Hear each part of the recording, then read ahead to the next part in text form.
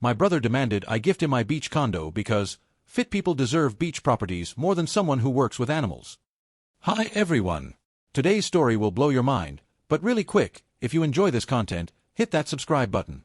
Channel's been a bit quiet lately, and your support keeps it all going. Let's jump in. Original post. I never thought I'd be writing one of these posts, but here I am at 2 a.m., unable to sleep and needing some perspective from strangers on the internet. This whole situation feels so surreal that I keep wondering if I'm the one being unreasonable. I'm a 33-year-old veterinary assistant, and I've worked at the same animal hospital for the past 8 years. It's not glamorous work. I spend my days restraining anxious dogs, cleaning kennels, and assisting with surgeries, but I love it. 3 years ago, after saving religiously and living frugally, I managed to buy a small beach condo about 40 minutes from where I work. It's nothing fancy, just a one-bedroom place with a tiny balcony overlooking the ocean, but it's mine. The mortgage payments are manageable with my salary, and I rent it out occasionally during peak tourist season to help with expenses. My younger brother is 29 and works as a personal trainer at an upscale gym in the city. He's always been the golden child in our family, charismatic, conventionally attractive, and seemingly successful. He got engaged 6 months ago to his girlfriend of 2 years, who's also in the fitness industry as a yoga instructor. They're planning their wedding for next summer, and that's where this whole mess begins. Last weekend, our entire family gathered for Sunday dinner at our parents' house.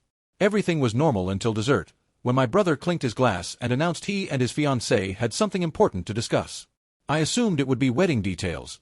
Maybe they'd chosen their venue or wanted to announce the wedding party. Instead, he turned to me with this huge smile and said, "We've been thinking about where we'll live after the wedding, and we've realized your beach condo would be perfect for us." I laughed, thinking he was joking about wanting to rent it for their honeymoon or something. But he wasn't laughing. He continued, explaining that as fitness professionals, they need to live near the beach for their morning runs, outdoor training sessions, and the lifestyle brand they're building on social media. He actually said, and I'm not making this up, fit people deserve beach properties. You work with animals, not people, so you don't need that kind of environment for your career. The room went silent for a moment before he added, "We thought you could gift it to us as our wedding present. It would mean so much, and you could always find a nice apartment closer to the vet clinic." I was too shocked to respond properly. I just stared at him, waiting for someone to tell him how insane this request was. But instead, my mother spoke up. "What a generous idea. Family helps family, and you know how expensive weddings are these days." My father nodded along, adding that it would be nice to keep the property in the family, and that I was doing so well that I could easily find another place. My brother's fiancée was beaming, already talking about how she could convert my tiny balcony into an outdoor meditation space for her virtual classes. She mentioned that the natural light would be perfect for their content creation, and that living at the beach would elevate their professional image. I finally found my voice and said I needed time to think about it, which seemed to surprise everyone. My brother looked genuinely confused and said, "What's there to think about? We're family. This is what family does." The rest of the dinner was awkward. My sister-in-law, my older brother's wife, kept trying to change the subject, but my parents and my younger brother kept circling back to the condo. My mom mentioned how she'd always thought it was too far from my work anyway, and wouldn't I be happier closer to the clinic? My dad started calculating how much I'd save on gas if I lived nearer to work, as if that somehow justified giving away my largest asset. The thing that really gets me is their reasoning. According to my brother, because he and his fiancée work in fitness and wellness, they have more of a right to beach living than I do. He actually used the phrase, optimal living situation for our body-positive lifestyle, at one point.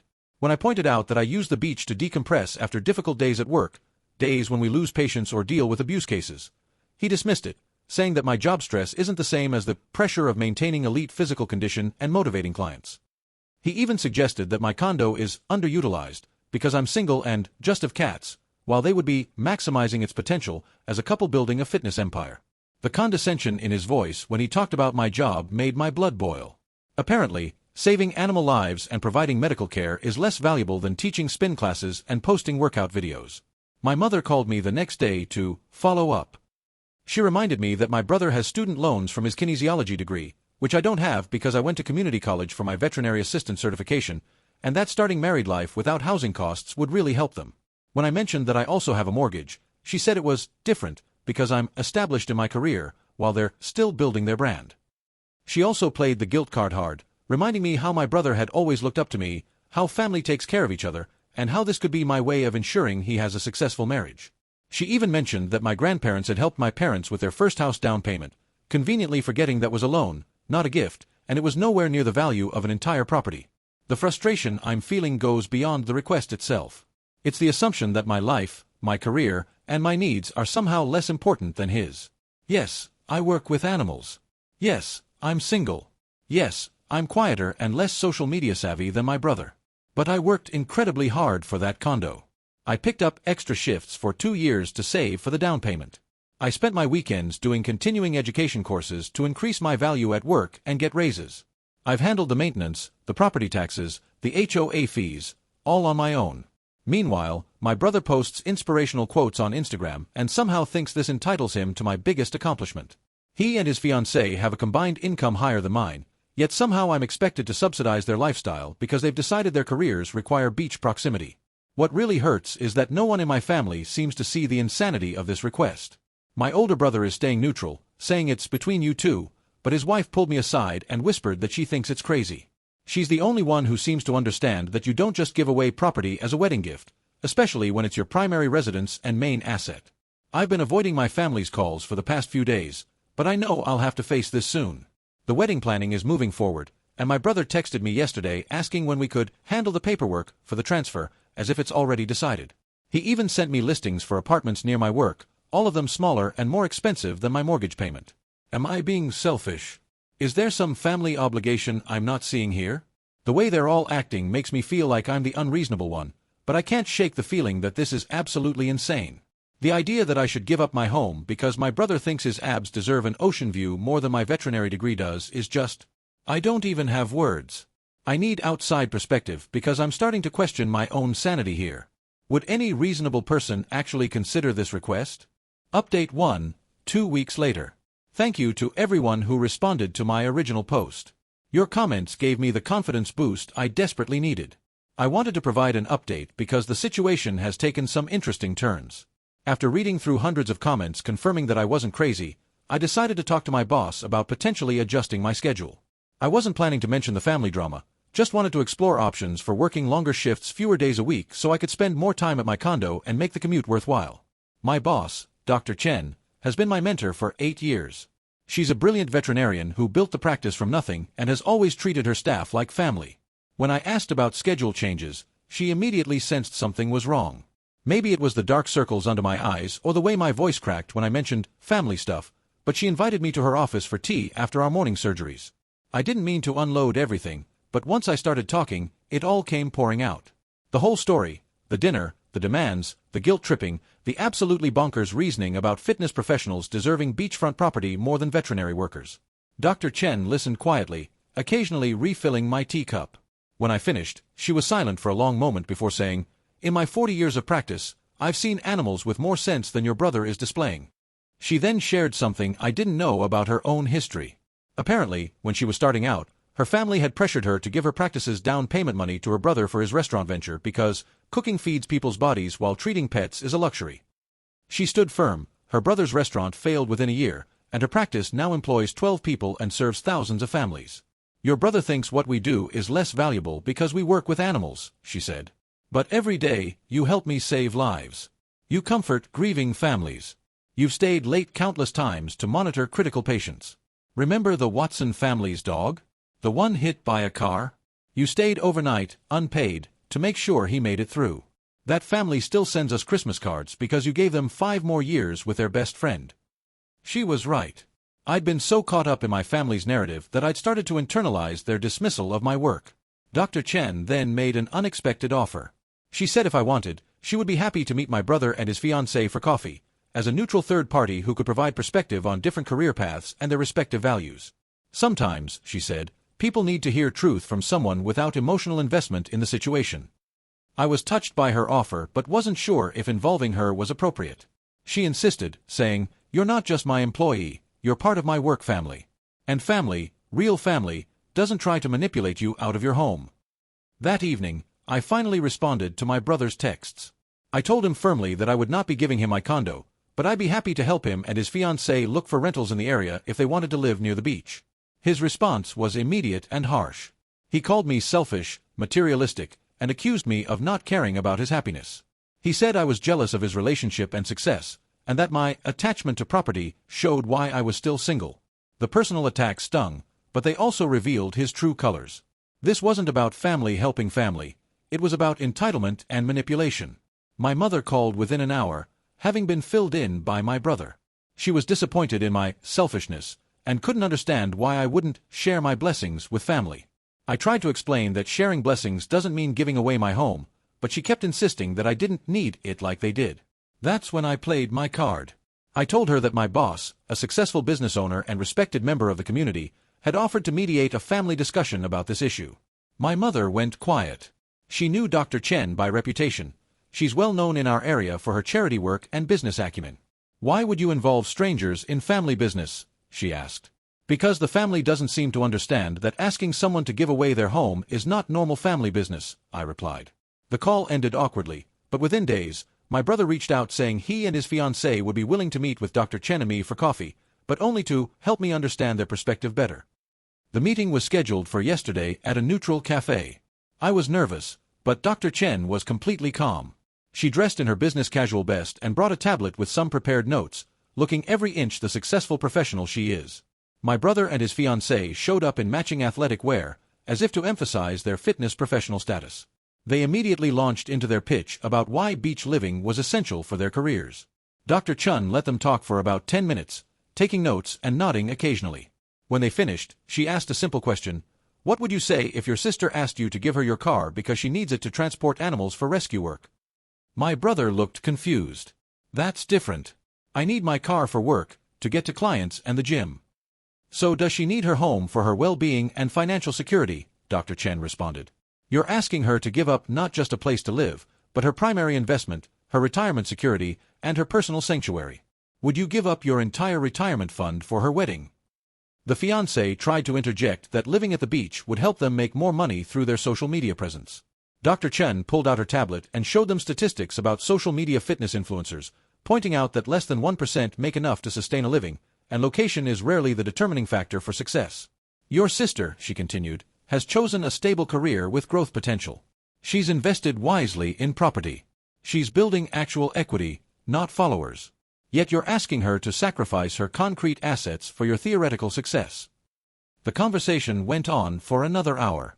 Dr. Chen remained calm and factual throughout, never attacking them personally but systematically dismantling their arguments.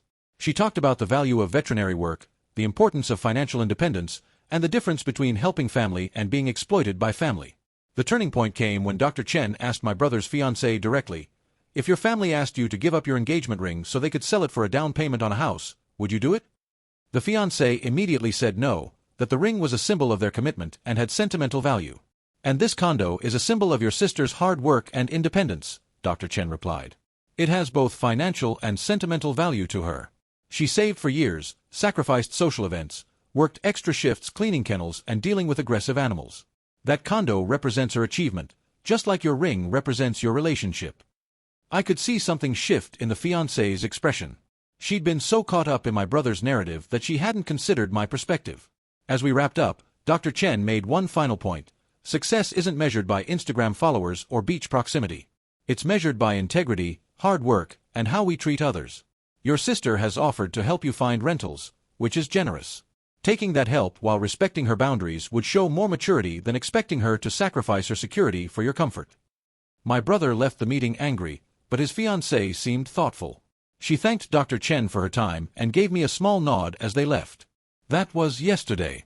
This morning, I received a text from the fiancée asking if we could talk privately. I'm meeting her for lunch tomorrow. I'm not sure what to expect, but I feel stronger than I have in weeks. Dr. Chen told me something before we parted ways yesterday.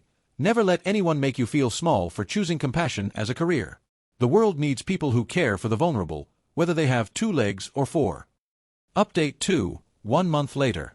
The lunch with my brother's fiancée changed everything, though not in the way I expected. She showed up alone, looking nervous and less polished than usual. After we ordered, she immediately apologized. Not the kind of half-hearted apology I expected, but a genuine, tearful admission that she'd been horrible. I got caught up in the fantasy, she said.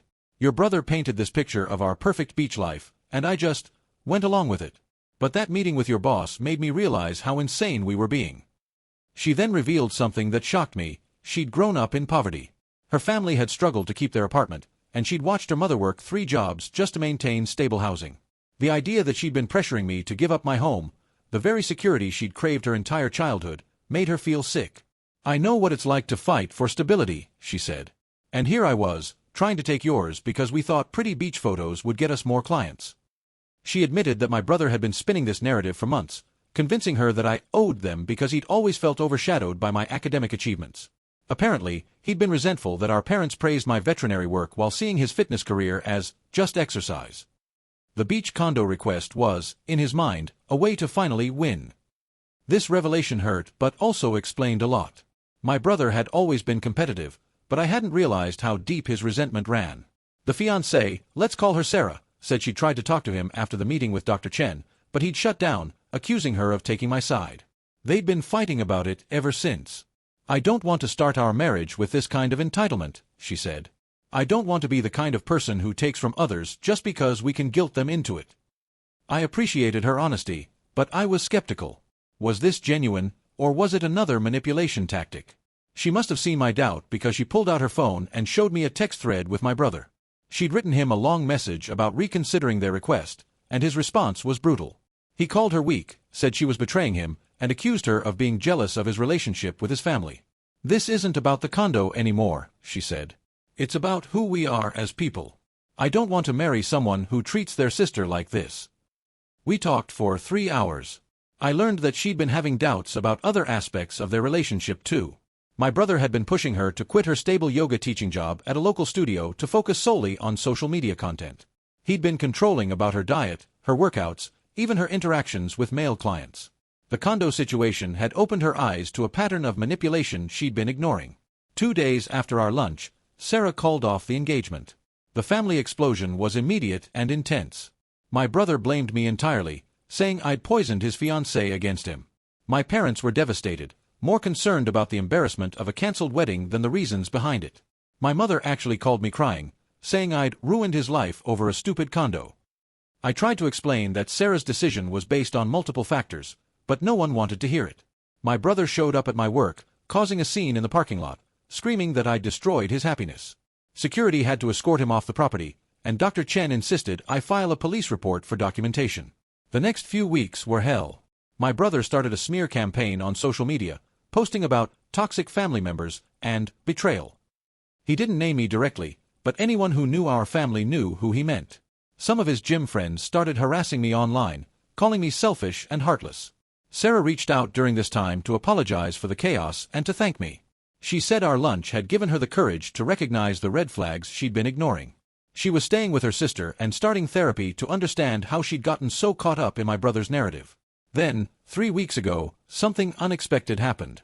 My older brother, who'd been staying neutral, finally spoke up. He'd been doing his own investigation, talking to my brother's ex-girlfriends. Turns out, this wasn't the first time my brother had tried to manipulate situations for his gain. An ex from college revealed he'd convinced her to put his name on her car, then kept it when they broke up. Another said he'd lived rent-free in her apartment for a year, claiming he was building his business. My older brother presented this information to our parents, along with screenshots of my younger brother's recent social media rants that included some pretty disturbing statements about women who don't know their place and family members who forget hierarchy. It was a wake-up call they couldn't ignore. My mother called me last week, her voice small and uncertain. She didn't apologize exactly, but she did admit they'd been hasty in supporting my brother's request. She said they'd been so focused on his wedding and wanting him to succeed that they'd lost sight of what they were actually asking of me. My father was more direct. He called the next day and said simply, "We were wrong. Your brother needs to grow up, and we enabled him. I'm sorry." They've apparently cut off the financial support they were still providing him. I had no idea he was still on their phone plan and car insurance at 29, and told him he needs to take responsibility for his life.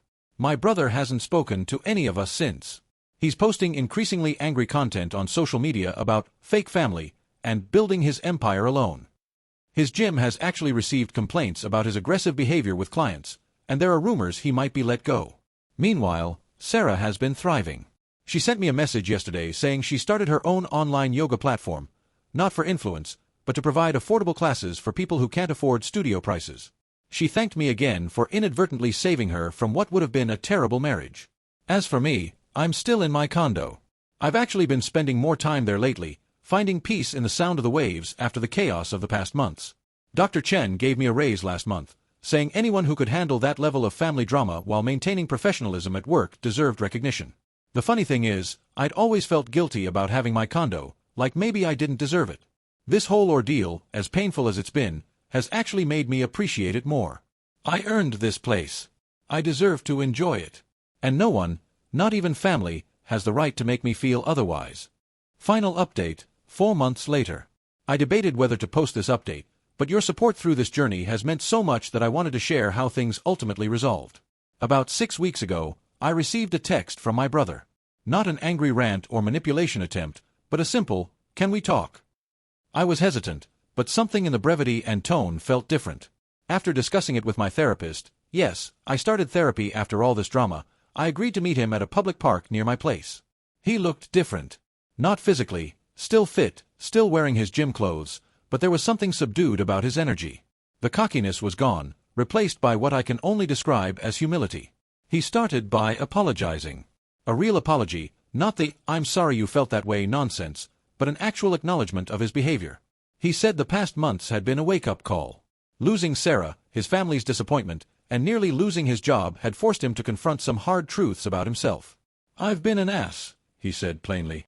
"Not just about the condo, but about everything. I treated you like you were less than me because I was insecure about my own choices." He revealed that he'd started therapy after his gym required it following multiple client complaints.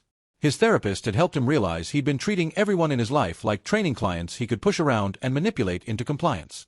"I convinced myself that being a personal trainer made me some kind of life coach guru," he said. "But really, I was just a bully with a certification." He talked about growing up feeling overshadowed by my academic achievements and our older brother's business success. While we were hitting traditional milestones, he was struggling to find his path. Fitness had given him confidence, but somewhere along the line, that confidence had morphed into arrogance and entitlement. The conversation was hard but necessary. I told him how much his words had hurt, how his dismissal of my career had made me question my own value. He listened without defending himself, which was a first. Then he asked something that surprised me: "Would you be willing to let me earn back your trust?" I wasn't sure what that meant, but he had a proposal. He wanted to start over, to build a real relationship based on mutual respect rather than the toxic dynamic we'd developed. He suggested we start with weekly walks on the beach near my condo. No agenda, no pressure, just time to reconnect as siblings. I agreed cautiously, setting clear boundaries. The first few walks were awkward, filled with long silences and careful small talk. But gradually, we started actually talking. He asked about my work, really asked, not just waiting for his turn to speak. I learned about his struggles with the fitness industry's toxic culture and his efforts to build a more positive training philosophy. During one walk, he mentioned that Sarah had reached out to him. Not to reconcile, but to recommend a therapist who specialized in narcissistic behavior patterns. Instead of getting angry, he'd thanked her and actually followed through. That's when I knew he was serious about changing. About a month into our walks, he brought up the wedding. He and Sarah weren't getting back together, but he'd been thinking about what kind of wedding he'd actually want if he ever found the right person. He laughed, saying, "Definitely not one funded by stealing my sister's house." That's when I made a decision that surprised even me. I offered to host his future rehearsal dinner at my condo, whenever that might be. Not the wedding, not giving him the property, but sharing my space for a special occasion. His eyes actually teared up. "I don't deserve that," he said. "No," I agreed, "you don't. But this isn't about what you deserve. It's about who I want to be as a sister." Fast forward to last week. My brother has been dating someone new, a pediatric nurse he met at a coffee shop, not the gym. She's kind, grounded, and doesn't have a single social media account. When he introduced us, he said, "This is my sister. She's a veterinary assistant, and she literally helps save lives every day." The pride in his voice was genuine. They came to my condo for dinner last weekend. His girlfriend, Amy, spent half the evening asking about my work, genuinely fascinated by the medical procedures we perform. My brother mostly listened, occasionally asking follow-up questions. At one point, Amy mentioned they were looking for a beach venue for a small ceremony next year, and my brother immediately said, "We'll find something within our budget." My sister taught me the importance of not living beyond your means. After dinner, as we stood on my tiny balcony watching the sunset, my brother said something that felt like the real resolution to this whole saga. You know, I used to think success meant having the biggest space, the most followers, the flashiest life. But watching you here, content with your condo and your cats and your work, I get it now. Success is knowing who you are and not needing anyone else to validate it. Sarah reached out last week too, sending me pictures from her new studio space. She'd saved enough to rent a small place in a strip mall, nothing fancy, but it was hers. She teaches donation-based classes twice a week for people who can't afford regular studio prices. She thanked me again, saying our coffee conversation had changed her life trajectory. I almost became someone I wouldn't recognize, she wrote. You helped me remember who I actually am. My relationship with my parents has also healed somewhat. They've acknowledged their role in enabling my brother's behavior over the years. My mom recently admitted she'd projected her own insecurities about not having a beach house onto the situation, thinking that having a child with beachfront property would somehow reflect well on her. Dr. Chen continues to be an incredible mentor. Last month, she promoted me to head veterinary technician and gave me the flexibility to work 4 longer days, so I can spend 3-day weekends at my condo. She jokes that she's waiting for her invitation to the beach, and honestly, she's earned it 10 times over. The most unexpected development. My brother has started volunteering at an animal shelter, helping train dogs for adoption. He says working with animals has taught him patience and humility in ways his human clients never did. Last week, he sent me a picture of him with a pit bull he'd helped rehabilitate, writing, I finally understand why your work matters so much. We're not perfect. There are still moments of tension, times when his old patterns try to resurface or when my guard goes up reflexively. But we're working on it. Our weekly beach walks have become a ritual, a neutral ground where we practice being better siblings to each other. The condo that nearly tore our family apart has become a symbol of something different now. Not of division or resentment, but of boundaries respected and lessons learned. I still love my little beach sanctuary, maybe even more now that I know its true value, not just as property, but as a testament to standing firm in who I am. My brother asked me recently if I ever regretted not just giving in to keep the peace. I told him the truth. The temporary peace would have cost us both too much. Him, the opportunity to grow. Me, the self-respect I'd worked so hard to build. Besides, I added, you've become a much better brother than you ever were a personal trainer trying to live at the beach. He laughed, really laughed, and said, you know what? You're absolutely right. Next month, he and Amy are planning a small beach ceremony at a public beach near my condo. The reception will be at a restaurant within their budget. My parents are contributing what they can without overextending themselves. And yes, I'm hosting the rehearsal dinner at my place, a small gathering of the people who matter most. Dr. Chen will be there. She's become family in the truest sense of the word.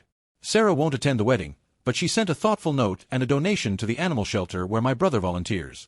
My older brother and his wife are flying in, and they've been nothing but supportive throughout this whole journey. The beach walks continue. Sometimes we talk about heavy things, sometimes we just walk in silence, watching the waves. But every week, we show up. We're learning that real family isn't about taking what you think you deserve. It's about respecting what others have earned and finding ways to celebrate together without diminishing each other. My condo remains mine. My brother remains my brother. And somehow, through all of this chaos, we've both become better versions of ourselves. The waves keep rolling in, and I've learned that some boundaries, like the shoreline itself, are meant to stand firm while still allowing for the ebb and flow of relationships. To everyone who told me to hold my ground, who validated my feelings when my own family wouldn't, who shared their own stories of family manipulation and boundary setting, thank you. You gave me strength when I had none, and clarity when everything seemed foggy. Sometimes the greatest gift you can give someone isn't what they're asking for, but the opportunity to grow beyond their limitations. My brother asked for a condo. Instead, he got a chance to become a better man. And I got the chance to discover that my worth was never dependent on what I was willing to sacrifice for others. The beach is particularly beautiful today. I'm sitting on my tiny balcony, my cat curled up in my lap, watching the sunset paint the sky in shades of pink and gold. Tomorrow, my brother and I will walk along the shore, talking about his wedding plans and my recent promotion. We'll be siblings who respect each other, not because we gave in to each other's demands, but because we learned to honor each other's boundaries. And that view. It's even better when you know you've earned every sunset.